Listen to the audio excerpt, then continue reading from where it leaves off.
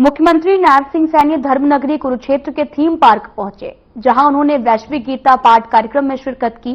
आपको बता दें कि 18,000 स्कूली बच्चों ने एक साथ सामूहिक गीता पाठ किया। इस कार्यक्रम में गीता मनीषी स्वामी ज्ञानानंद महाराज की भी गरिमामय उपस्थिति रही।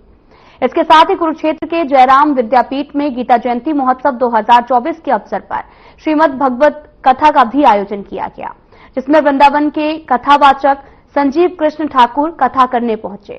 कुरुक्षेत्र के थीम पार्क में कार्यक्रम आयोजित। थीम पार्क पहुंचे मुख्यमंत्री नायब सिंह सैनी। वैश्विक गीता पाठ कार्यक्रम में की शिरकत। 18,000 बच्चों ने किया सामूहिक गीता पाठ। केंद्रीय कृषि मंत्री शिवराज सिंह चौहान भी रहे मौजूद। एक देश एक चुनाव पर दिया जोर। जयराम विद्यापीठ में गीता जयंती महोत्सव। गीता जयंती पर श्रीमद् भागवत कथा आयोजित। मुख्यमंत्री नायब सिंह सैनी धर्मनगरी कुरुक्षेत्र के थीम पार्क पहुंचे, जहां उन्होंने वैश्विक गीता पाठ कार्यक्रम में शिरकत की। इस दौरान 18,000 स्कूली बच्चों ने एक साथ सामूहिक गीता पाठ किया। इस कार्यक्रम में गीता मनीषी स्वामी ज्ञानानंद महाराज भी उपस्थित रहे। वहीं कुरुक्षेत्र के जयराम विद्यापीठ में गीता जयंती महोत्सव 2024 के अवसर पर श्रीमद् भागवत कथा का भी आयोजन किया गया, जिसमें वृंदावन के कथावाचक संजीव कृष्ण ठाकुर कथा करने पहुंचे। दरअसल पिछले करीब 4 दशकों से हर साल गीता जयंती के मौके पर यहाँ भागवत कथा होती है। मोरारी बापू और रमेश भाई ओझा सहित देश के लगभग सभी विख्यात कथावाचक गीता जयंती पर यहाँ कथा कर चुके हैं। इसके साथ ही मुख्यमंत्री नायब सैनी ने घोषणा की है कि कुरुक्षेत्र के थीम पार्क का नाम अब केशव पार्क होगा। मुख्यमंत्री नायब सिंह सैनी ने कहा कि पवित्र ग्रंथ गीता के उद्देश्यों को धारण करके युवा पीढ़ी को अपने जीवन में एक बड़ा लक्ष्य निर्धारित करने का प्रयास करना चाहिए और इस लक्ष्य को हासिल करने के लिए अपने आप को असाधारण समझकर आगे बढ़ना चाहिए। आज इस अंतर्राष्ट्रीय गीता जयंती महोत्सव में जुड़े हुए भारी संख्या में वर्चुअल तौर के ऊपर सभी भाइयों बहनों, मैं आप सबका इस अंतर्राष्ट्रीय गीता जयंती के अवसर पर आप सबको बहुत बहुत बधाई भी देता हूं, शुभकामनाएं भी देता हूं। ये मेरे लिए और कुरुक्षेत्र के लिए एक परम सौभाग्य की बात है कि जिस भूमि पर भगवान श्री कृष्ण ने स्वयं अपने मुखारबिंद से सर्व मानव जाति के लिए गीता का संदेश दिया, आज भव्य रूप से इस पर्व को अंतर्राष्ट्रीय गीता जयंती को हम यहाँ पर मना रहे हैं और उसके साक्षी पूरी दुनिया के लोग यहाँ पर जुड़ करके वो बने हुए हैं। मैं सभी का बहुत बहुत स्वागत और सबका बहुत धन्यवाद करता हूँ। मुझे खुशी है इतनी भारी संख्या में आज इस केशव पार्क में आज हमारे 18,000 बच्चे विभिन्न स्कूलों से जिन्होंने 1 मिनट एक साथ गीता पाठ में भाग लेकर के आज पूरी दुनिया के साथ जुड़े हैं। मैं आप सबको भी बहुत बहुत बधाई देता हूं। जो हमारे टीचर्स हैं उनको भी मैं धन्यवाद करता हूं। ये हमारे लिए बहुत ही गर्व का दिन है कि आज मार्गशीर्ष शुक्ल एकादशी एवं गीता जयंती का पावन पर्व है। मैं जन जन को इस पावन पर्व की हार्दिक शुभकामनाएं देता हूं। साथ ही भगवान श्री कृष्ण से मैं ये प्रार्थना भी करता हूं कि वो आपके जीवन को ज्ञान के आलोक से आलोकित करे। ऐसी मैं भगवान श्री कृष्ण से प्रार्थना करता हूं। मुझे ये खुशी है कि इसी पावन दिवस पर 5,162 वर्ष पहले भगवान श्री कृष्ण के मुख से श्रीमद् भगवत गीता का उद्भव इसी पवित्र भूमि से हुआ था। आज फिर 18,000 विद्यार्थियों द्वारा अष्टादशी श्लोकों से आकाश गूंज उठा है यह गौरव की बात है। आज अनेक देशों में से एक साथ इन श्लोकों से स्वर गूंज रहे हैं। इस गीता पाठ की न केवल धार्मिक बल्कि वैज्ञानिक अर्थ भी है।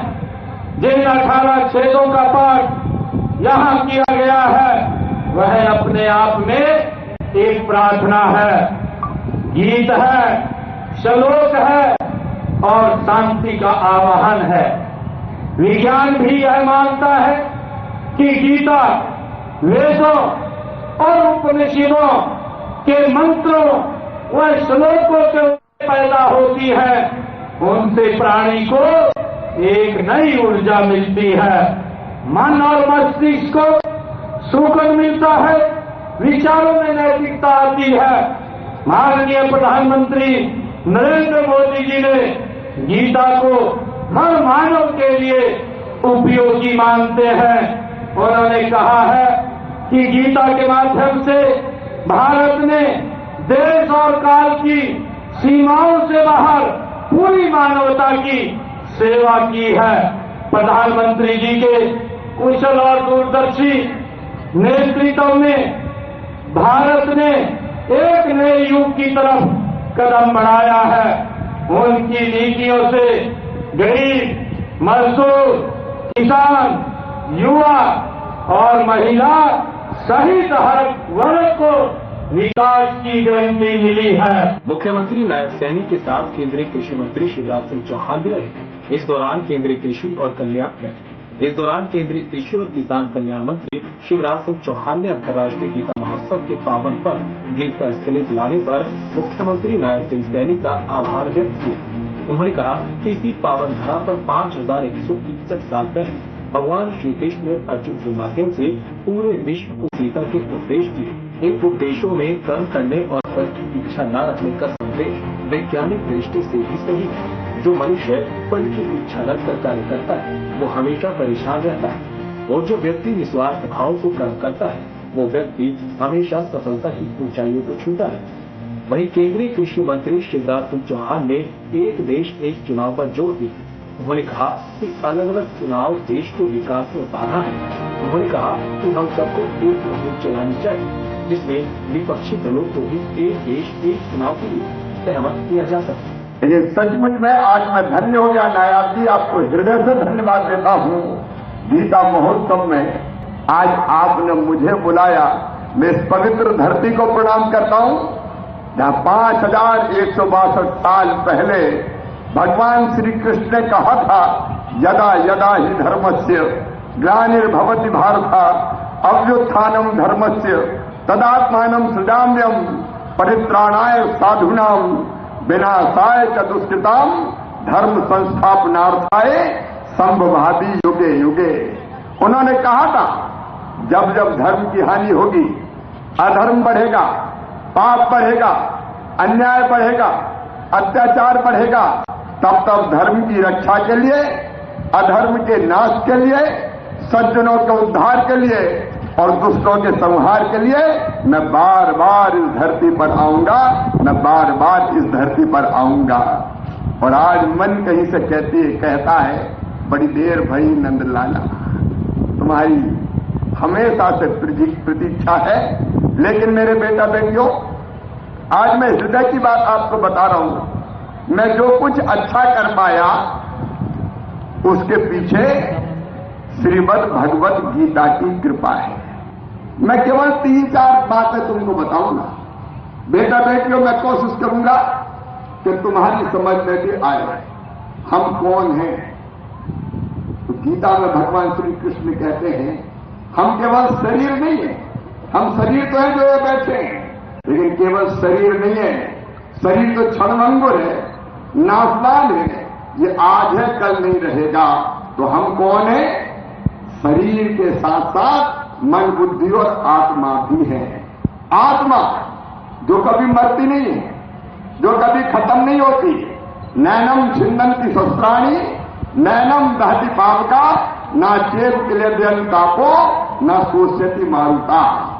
इस आत्मा को शरीर तो नष्ट हो जाता है, लेकिन आत्मा जैसे हम नए कपड़े फिर से पहन लेते हैं शरीर पे, वैसे ही दूसरा शरीर धारण कर लेती है। इसे शस्त्र काट नहीं सकते, आग जला नहीं सकती, पानी गीला नहीं कर सकता, हवा सुखा नहीं सकती। अजर अमर अविनाशी शाश्वत सनातन चिरंतन और सच्चिद आनंद यानी सच्चिदानंद, यह है वास्तविक स्वरूप हमारा। तो हम केवल शरीर नहीं है। वहीं गीता मनीषी स्वामी ज्ञानानंद महाराज ने देशवासियों को गीता जयंती की बधाई और शुभकामनाएं दी।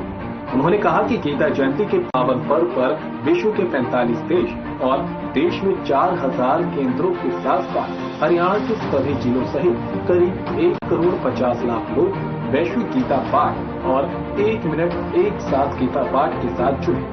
इस अध्याय से अंतर्राष्ट्रीय गीता महोत्सव के साथ एक नया इतिहास जुड़ गया है। इसके साथ ही उन्होंने कहा कि गीता जयंती के छोटे समारोह को सरकार के प्रयासों से अंतर्राष्ट्रीय स्तर पर बड़ा स्वरूप मिला।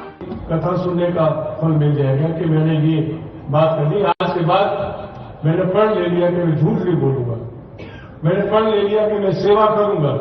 तो कोई भी आप एक प्रण ले लीजिए, कोई भी आप एक संकल्प ले लीजिए। हमने संकल्प ले रखा है कि हम सेवक बनकर रहेंगे, तो सेवा करें, ठीक है ना। एक संकल्प लिया है, किसी मकसद से लिया है, इसी में सब कुछ है। तो संजीव ठाकुर जी, बहुत से लोगों ने मुझे कहा कि कथा बड़ी अच्छी चल रही है। मेरा कथा अच्छी नहीं चल रही है। आप यहां जो पंडाल में बैठे हैं, आपके भाव अच्छे चल रहे हैं, तो आपको कथा अच्छी लगेगी। यही तो बात थी, भाव ही बढ़ाना था ना। कथा तो कभी भी सुन लीजिए, कथा तो चलती है, अच्छी कथा तो है ही। लेकिन आप सारे व्याधियों को छोड़ के, सारे टेंशन फ्री होके आप यहां बैठे हैं, एकाग्र चित्त से आप कथा सुन रहे हैं, आपका मन लग रहा है, आपको अच्छी लग रही है और सारी बात समझ में आ रही है। यही तो बस चाहते थे, यही तो आप खाली होकर बैठे। तो आज जो हम थोड़े बहुत दुखी है ना, इसीलिए दुखी है कि हम जो हमारी संस्कृति है उससे अलग होते जा रहे हैं, पश्चिम सभ्यता की तरफ बढ़ते जा रहे हैं। वो हमारा नहीं है, हमारा तो ये है जो सामने बैठे हुए हैं, जो आप बैठे हुए हैं, ये है हमारी चीज। बाहर के लोग किधर आते हैं, हम उधर जाते हैं, उल्टा हो रहा है। आप निश्चित तौर से मान लीजिए कि हमें वापस आना ही पड़ेगा। अगर वापस आ गए तो ये तो सनातन धर्म का एक बहुत बड़ा वृक्ष है, एक गुलदस्ता है। तो हमें अपने संस्कृति के साथ जुड़ के चलना चाहिए। यही हमारे ग्रंथ कहते हैं, यही हमारी संस्कृति है, यही हमारे माँ बाप कहते हैं। माँ बाप तो परेशान होते हैं जब बच्चा अलग होकर चलता है। तो हमारी संस्था का हम कोई प्रचार वचार करने में ज्यादा विश्वास नहीं रखते, हमने ये किया, हमने वो किया। हम अपने मन में लाते ही नहीं, आज तो विस्तार ही नहीं। तो हम लोग तो सेवक हैं, हम व्यवस्थापक हैं। हम आपके लिए अच्छे से अच्छा प्लेटफॉर्म देने की कोशिश करते हैं कि आप बैठिए। ये कुर्सियां इसलिए अच्छी बनाकर के दी है तो बैठने वाला भी सोचे कि मैं कथा सुनने आया हूं, आराम से सुनूंगा। हमें आराम से आपकी व्यवस्था करने की कोशिश की है। हम तो ये जो हो रहा है निमित्त मात्र है। और जो व्यक्ति अपने आप को छोटा बन करके चलेगा तो वो कुछ न कुछ पाएगा भी, आशीर्वाद पाएगा। आशीर्वाद की आकांक्षा हमें भी रहती है कि हमें भी आशीर्वाद मिले, किसी संत का आशीर्वाद मिले, किसी बड़े का आशीर्वाद मिले, इसकी कामना तो सभी रखते हैं ना। तो अब हमारी संस्था ने लाडवा में डीएसबी इंटरनेशनल पब्लिक स्कूल अभी अप्रैल में चालू हो जाएगा। तो उसका उद्देश्य गांव में स्कूल खोला है। उसको खोलने का मकसद भी यही है कि गांव के बच्चे, गांव की बच्चियां हमारी वो आगे बढ़े। द्वार में है तो वो। तो आपने इस खास कार्यक्रम में देखा कि अंतर्राष्ट्रीय गीता जयंती महोत्सव को लेकर पूरे देश में उत्साह है।